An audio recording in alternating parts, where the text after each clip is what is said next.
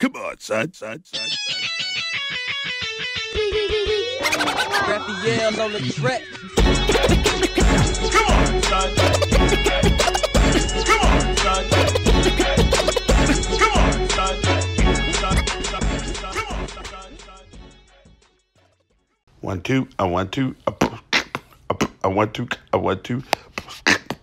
Hello, everybody. It's me, at Lover.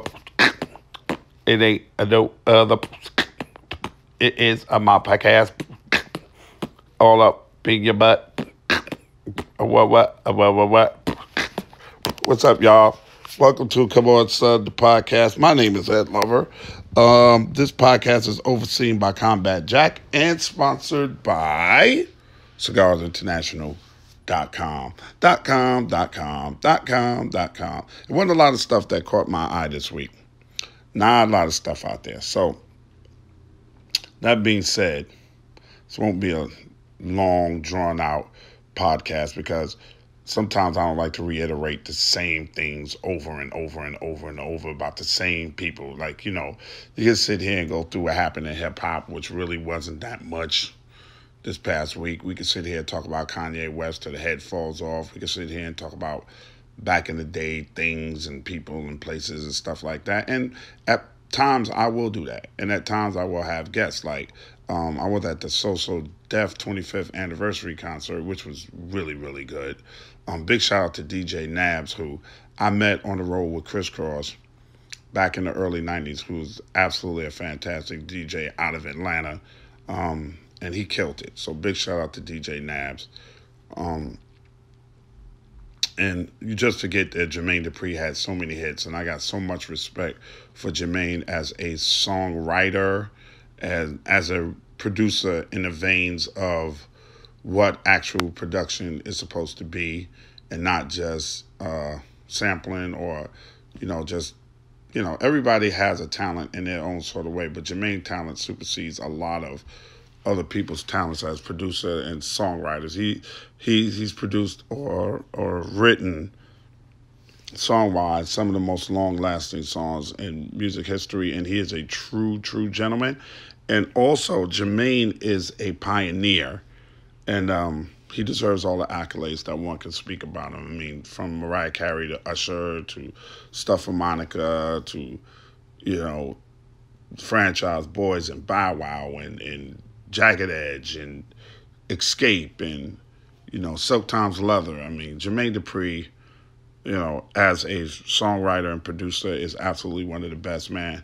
And I'll be so glad the day that I sit back and watch Jermaine Dupri go into the Rock and Roll Hall of Fame for all that he's done for music. He's won like damn near every kind of award that you can imagine winning.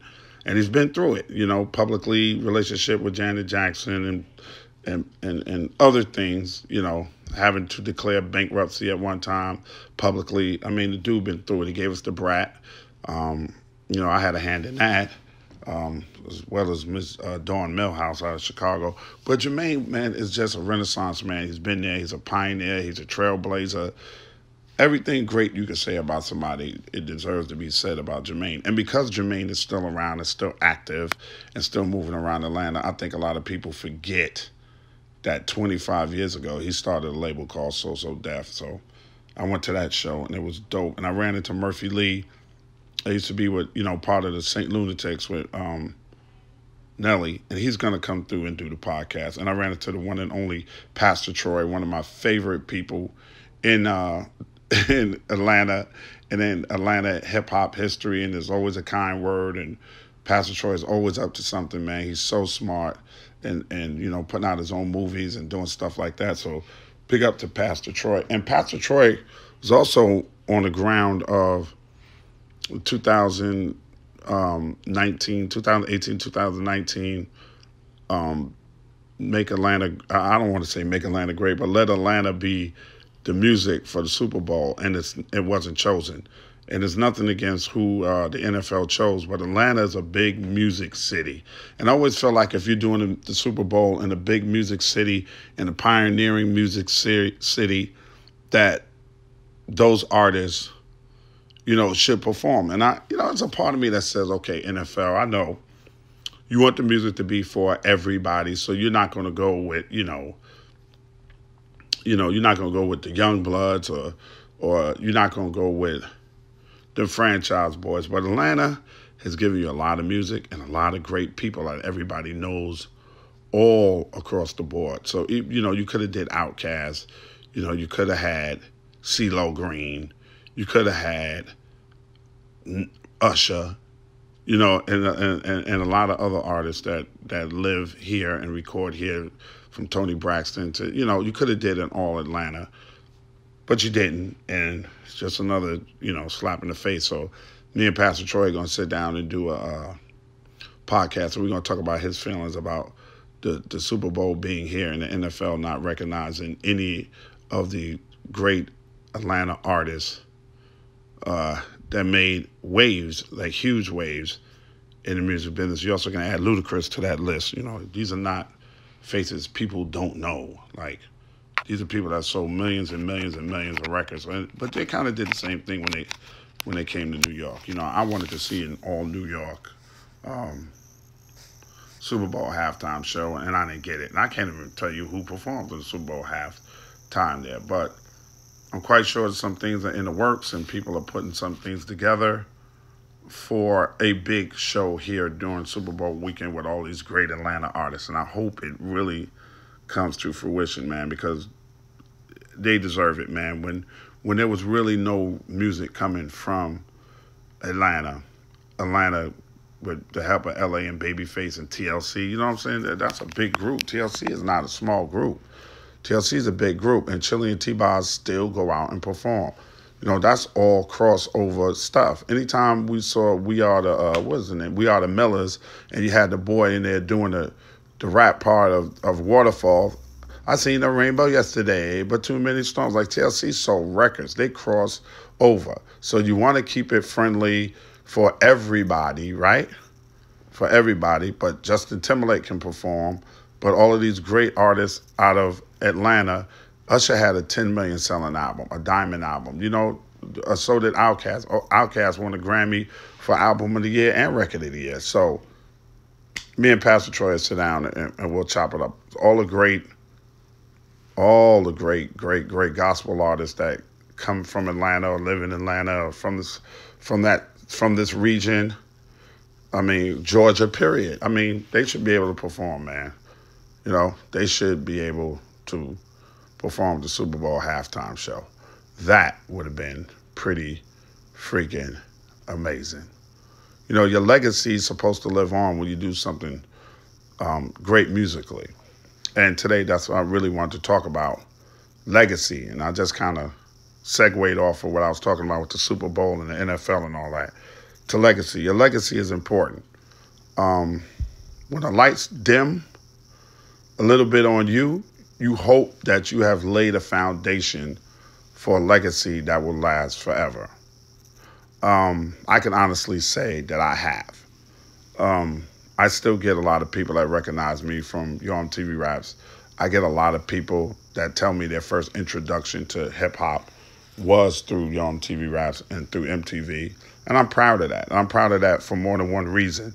I'm proud of that because I was a part of something that was golden and was special. And I'm proud of it because Dre, myself, Fab, Ted Demme, Peter Doherty, for a long time programmed the show. We picked what videos that we wanted people to see, what direction we wanted the show to go in. That's what we did. And I'm very, very, very proud of that we actually was programmers and programmed you on TV Raps the right way.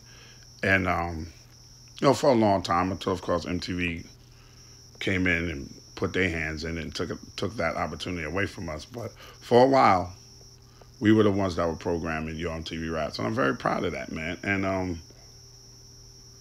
that's my legacy. It's something that I can't shake. If somebody's going to ask me every day about Dr. Dre, I've done a lot in my life since then, but people mostly remember me from Yo MTV Raps. Every now and then I'll get somebody a little younger that knows me from Come On Son, or somebody that said, I saw you on Ricky Smiley and stuff. But the main crust of everything is legacy. And your legacy deserves to be protected and respected. Protected by you, that you don't do anything dumb, you know, to hurt your legacy, and respected by others. Russell Simmons has recently come under some heat. Russell left a hell of a legacy. Bill Cosby the same way, a hell of a legacy. I mean, I just read the other day they trying to figure out how to kill off Kevin Spacey's character from House of Cards. There's been some notorious people, quote unquote, that have left a legacy. R. Kelly's musical legacy is crazy, but on the other side of that, you can taint it by too much controversy, especially when it comes with women and sex and sexual misconduct and stuff like that. You really taint your legacy. A lot of people talk Kanye West. They think Kanye is tainting his musical legacy by the way he's acting, the hugging of the president, and I love this guy, and, you made me feel like Superman and all of that stuff, when there's so many people out here that don't agree with the policies of the president of the United States. Now, there's a lot of people that do agree with the policies of the president of the United States, so it kind of evens itself out, if you know what I mean. But you hear a lot of black people, especially talking about Kanye is killing his legacy with his promotion of Trumpism. Back in the days we had Reaganism, now we got Trumpism, and you got Obamaism, and every other ism, Carterism, and, Clintonisms, and all of that. So a lot of black people just feel like that, But legacy is really, really important. And if you're lucky enough, you will get that time in your life where you affect so many people in such a major way that your legacy will live on. I saw a lot of people the other night at the concert. I happened to be standing there, I looked over, and Chris Tucker was there. Now, Chris Tucker is mostly known not for his stand-up. He's a really, really excellent stand-up comedian. But Chris Tucker is more known for his acting than his stand-up, from Smokey, from Friday, and from Rush Hour, mainly.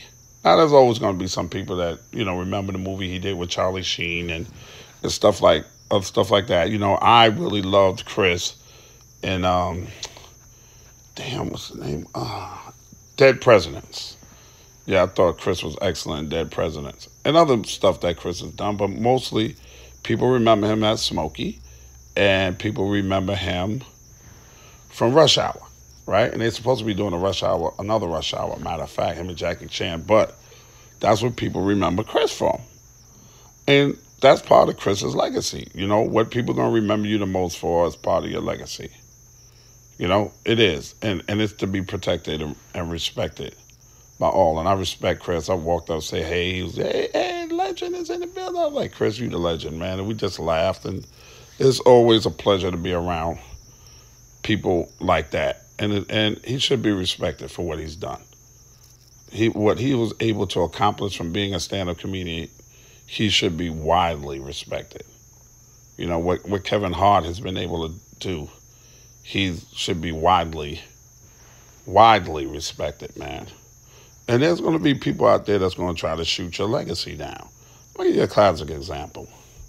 Some university out there put something out on social media about them trying to do a concert with Ashanti, and they had to cancel it because it only sold 24 tickets.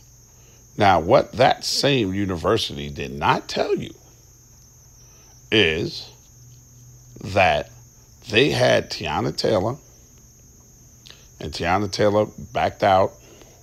They had somebody else, and somebody else backed out, and then they booked Ashanti at the last minute, and she kindly accepted the invitation.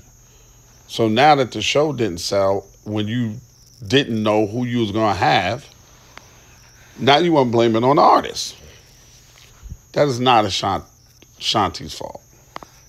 If you did not properly promote in an ample amount of time, how is it the artist's fault? Because what you're doing is assuming, first of all, that everybody had the money to buy a ticket. That's what you're assuming, number one.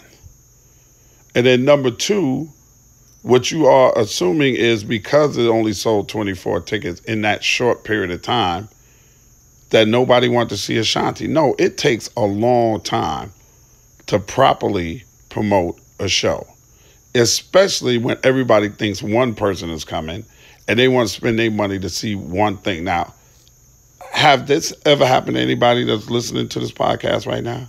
Have you ever really wanted to see one person and then that person gets replaced by somebody else? That takes all the wind out of you even wanting to go to the show. That's like buying a Drake ticket and then all of a sudden you hear Drake is coming, and then at the last minute, like a week before the show, they tell you that Drake is being replaced by YFN Lucci. I like YFN Lucci, but I really was going to see Drake. So you can't blame Ashanti for your concert not selling out when you ain't do proper promotion. And I hate that. I hate it. This is why, ladies and gentlemen, we have contracts as artists and as DJs and as hosts. We have contracts. This is the reason we have contracts, because regardless of whatever happened, Ashanti made herself available. She blocked the date out. Now, if you couldn't get people to come in there and come see her, that doesn't mean that she shouldn't get paid. You got to pay her. It's the same way with me. I can't stand where promoters go, oh, man. Oh, I guess ain't nobody want to come see you. No, bro. You act like you plastered it all over the world. You act like there was television commercials for weeks and weeks and months out. Everybody don't have disposable income like that. You can't properly promote something in a week and then try to look at the artist like they whack. Oh, only 24 people bought tickets to see Ed Lover. Yeah, what do you do it in 2 days? People that really, really do concert promoting and stuff like that, they are very particular about when, where, and how. We did the TV Raps 30-year anniversary. When we put them tickets on sale, them tickets were very slow sellers, slow. And my manager at the time, who was putting it together with other people, was so worried about it. Oh, we got to do this. Oh, we got to do that. Oh, we got to hand out flyers. Oh, we got to We got to do more of this. You guys got to do more social media. Blah, blah, blah, blah, blah, blah, blah, blah, blah, blah, blah, blah, blah. Tickets just steady, but slow. I said, man, that thing going to sell out. No, it ain't. I said, look at when the concert is. Look at when people get their paychecks. And I bet you we have more walk-ups than anything, because walk-ups is always a big part of everything, okay, on your concert promotion. Walk-ups, people, same-day ticket buyers, all of that stuff. And it sold out because we had a lot of people buy their tickets real close to the show because of when they was getting paid at the end of the month, and they was waiting for them to get that check so they could pay whatever they got to pay and then take the rest of the money and then go buy themselves a ticket. So you can't really, you got to promote. Even I think the laws of, not law like a law where you get arrested if you break the law, but like a law of what somebody teach you, the law of physics, the law of marketing. One of the laws of marketing is somebody has to see something at least, I think it's at least 8 times before it sticks into their head. This is not like a football team or a basketball team or going to see the Hawks here in Atlanta or the New York Knicks or wherever you live and you listen to this podcast, your team, whether it's the Bears, the Cubs, it really doesn't make a difference, because that's something that you follow and you've been following for years and years and years and years. Listen, I'm a New York fan through and through for all my New York teams. I remember going to the parade when the Rangers won the Stanley Cup. Never been to a Rangers game in my life.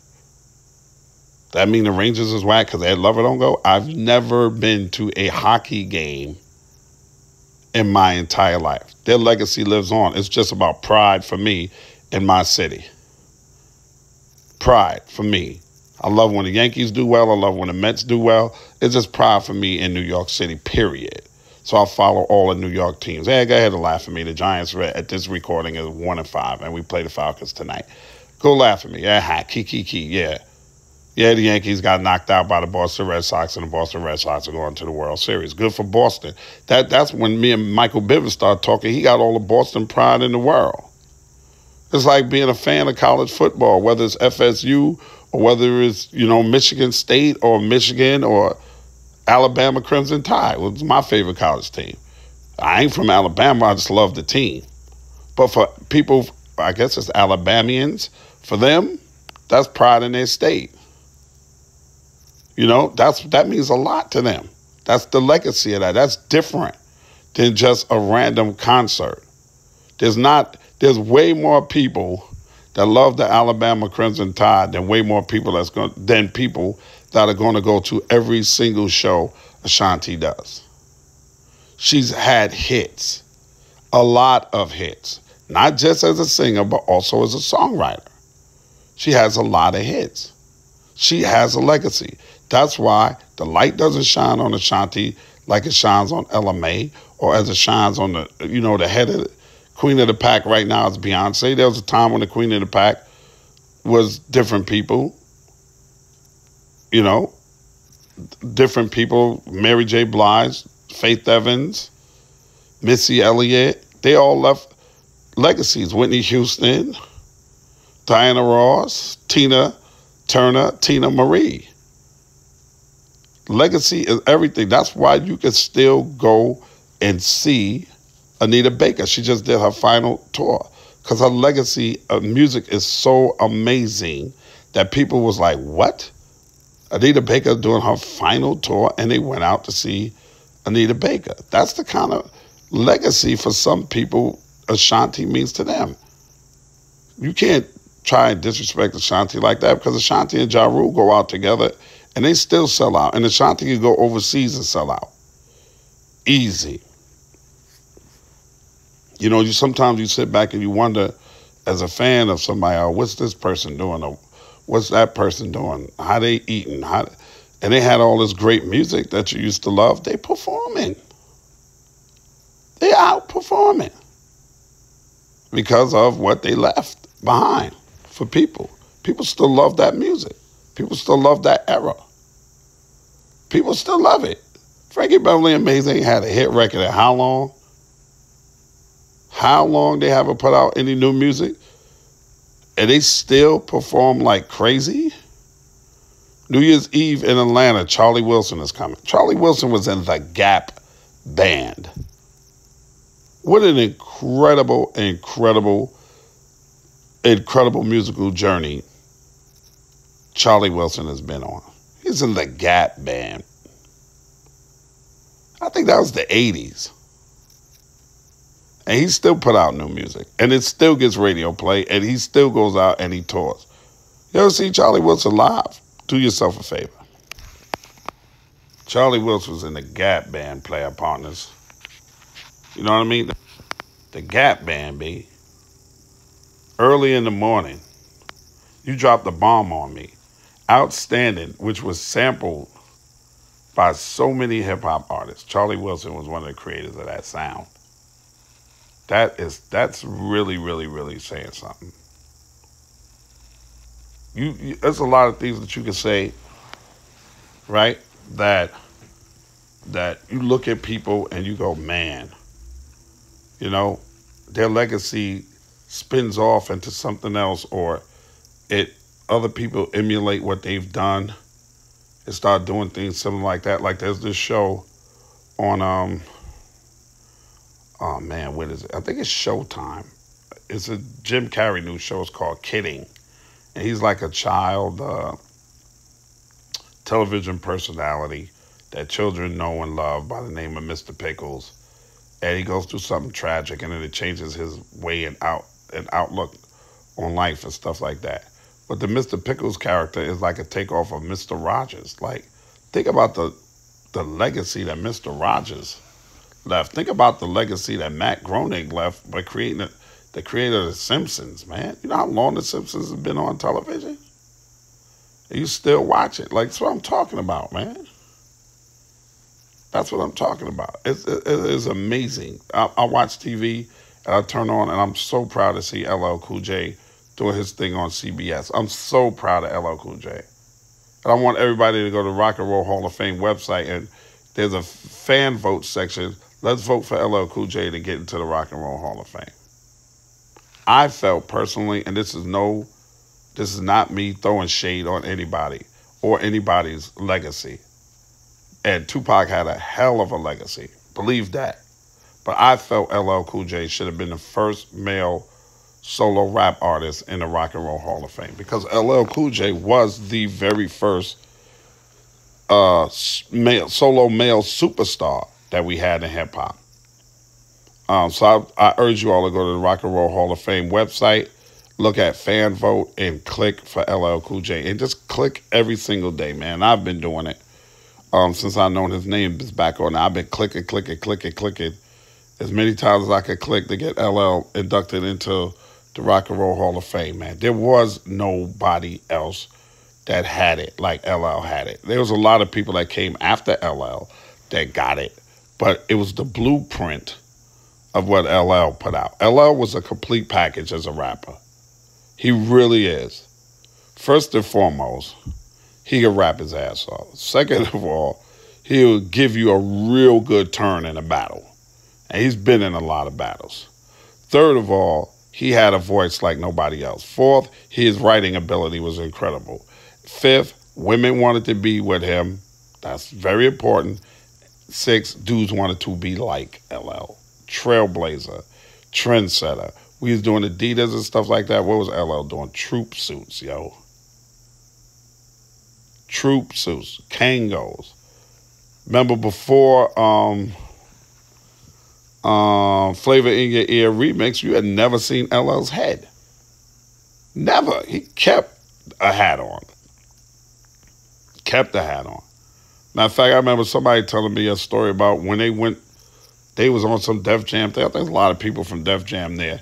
LL went in the beach, in the water, with his hat on. His hat on. So he went under the water, the hat came off. He reached his hand up there, grabbed his hat, pulled it under the water, put it back on before he came up. That mystique of LL's Kango was for real. He was doing that way before any other male solo rap artist. Any other solo. I think a lot of women found Rakim attractive, but I don't think they lusted over Rakim the way they lusted over LL Cool J. They lusted over Big Daddy Kane the way they lusted over LL Cool J. Kane is another one who was a complete package as a hip-hop artist during his time. During his time, crazy. But the funny thing about it, and the difference, I think the only difference between them two is LL was able to really get a successful acting career going. So LL is really not looked upon as being old school, even though he started before all of them dudes. Like LL, dude, LL was, what, 15, 16 when he started? 15, 16? You know, to me, the modern day LL is Drake, and I've said this before, you know, but the most important dude that's left a legacy for this new generation, millennials of hip-hop, is Lil Wayne. Because if you look, all the majority of artists out there got that Lil Wayne look. They all want to be like Lil Wayne. They all want the dreads. They all want the tats. They want everything that Lil Wayne does. Like, Lil Wayne is like the god of all of the stuff that these modern day rappers do. The majority of them is you know, give or take a few. But even with Lil Wayne gave us Drake and Nicki Minaj. So Lil Wayne done put his stamp on hip hop for sure. Weezy F Baby done did his thing for sure. With the skateboarding, with all of that stuff, man. He left a legacy. LL left a heck of a legacy. Ashanti, legacy. Ja Rule, legacy. I know him and Fifth had their problems. 50, legacy. Mary J. Blige, another one. It's just too many. Missy Elliott, Timbaland. It's too many people to name. And you see those people. You see some people come, and you see some people go. You know, you see some people have a good couple of verses here, there, and whatever. And sometimes, you know, for whatever reason, even, you know, they could be good on somebody else's record, just the audience doesn't take to them as a solo artist. Sometimes that happens. But there are people that have stood out in the music business for such a long time. Ludacris is another one. He comes to mind because he's made a great career for himself as an actor. His musical legacy is crazy. People are always going to go see Ludacris perform. People are going to go see Nas perform. People are going to go see Jay-Z perform. You know, these dudes is almost in their 40s or are in their 40s. And they've been doing this since they was 19, 20 years old. And still, people will come out and see you. The venues ain't going to be the same size. You know what I mean? I remember you would see Mary J. Blige at the Garden, you know, State Farm Arena, an arena or something like that. You know, not stadiums, but arenas. You know? And now you can go see Mary at a, you know, Ravinia Amphitheater or theater. 6,000, 7,000 seats, stuff like that. Come on, yo. Belle Biv DeVoe, how long have they been doing it? New Edition, that's a legacy. That's a legacy with a tree. The tree on that legacy is crazy. From the originals, from Ralph, Ronnie, Bobby, Ricky, Mike. Right? Oh my God. And then add Johnny Gill to that equation. And then what Bobby was able to do as a solo artist, what Johnny was able to do as a solo artist and a part of LSG, what Ralph was able to do as a solo artist, and what them three brothers known as Belle Biv DeVoe was able to do as solo artists, and still going out as Ronnie, Bobby, Ricky, and Mike, that's crazy. To create another group within the group of another group, that's crazy. And then Ralph and Bobby and Johnny went out as the Three Kings at one point. Yo, it's crazy. That's a legacy. That's a legacy. So somebody books them at the last minute and they don't get a sold-out arena, or they only sell 24, 25 tickets. We all want to look at them as like they're a failure. Like, I don't like that. I don't like that somebody try to put Ashanti out there like Ashanti's at fault for their inability to promote a show that she only signed on to do at the last minute. I don't like that at all. I don't think it's right. I just think it's seriously disrespectful, man. You got to be really lucky for people to recognize you 30 years after you've done something. Super lucky. I feel like I'm the champ. I really do. I really feel like I feel like a champion. Like a great champion. Not a guy who had a championship shot at one time and he was the champion for like 3 or 4 years and then you never hear of him again. I feel like a champion because I know that what I was able to accomplish with Dr. Dre will live on. It's like Mike Tyson. Like, you know, you stand next to Mike Tyson. Mike Tyson say, damn, Ed, that's crazy. You know, one time we were in Tao. Mike said, Ed, that's crazy, man. I ain't been a champ for so long, and people still walk up to me and say, hey, champ. People still love you and know you from your TV raps. It's been a hell of a life, right? And all I can say to Mike is, yeah. When somebody grabbed me and said, man, you Ed Lover, they tell me a memory. I remember seeing you, man. We was this place and that place. I know you don't remember, man, but we drank so much Patron that night and we had such a good time, and bring up people that you haven't seen and you just laughing. You touch somebody in a certain way, man, that means something. You know, I learned how to speak English watching you on TV Rap. So my first taste of me running home from school and make sure I was at home at 4 o'clock so I could watch you on TV Rap. That means something to me. And musically, that's why people fan out, because that music makes their heart feel a certain way. It makes their soul. Sometimes music touches people's soul. I know a lot of grown-ass women that will tell you when Mary dropped that My Life album, touched them. Sometimes you touch people you don't even know you touching because they going through something the same way you rapping about it. You know, unfortunately, the kid XXX Tentacion didn't live to finish his legacy. But you know how many kids could identify with a lot of stuff that he was saying in his music? Because it was heartfelt and it was real. You know, it's crazy, man. It's crazy. So be careful, man. Be careful, very careful when you out there and you trying to, hurt somebody's legacy. I don't like that at all. I don't think Ashanti deserved that. I don't think Ashanti deserved for that to go around the way it did. And when I saw it, it made my heart hurt, man, because that's a nice young lady, man. Her mom and her worked really, really, really hard to establish themselves as artists when there was a lot of female artists out there that people could have paid attention to. And she did her thing, man. And she deserves it, man. She really, really deserves it. She deserves that respect. The same. I seen somebody trying to go in on Brandy the other day. I was like, man, respect Brandy. Respect that young lady. Respect Miss Norwood, boy. Are you kidding me? Brandy was that. And I just saw Monica last night. And I was talking to Monica, how beautiful she is and mature. I know Monica since she was 16 years old. She's a mom. She's a wife. Still a hell of a singer. Still got up on that stage with Jermaine and killed it.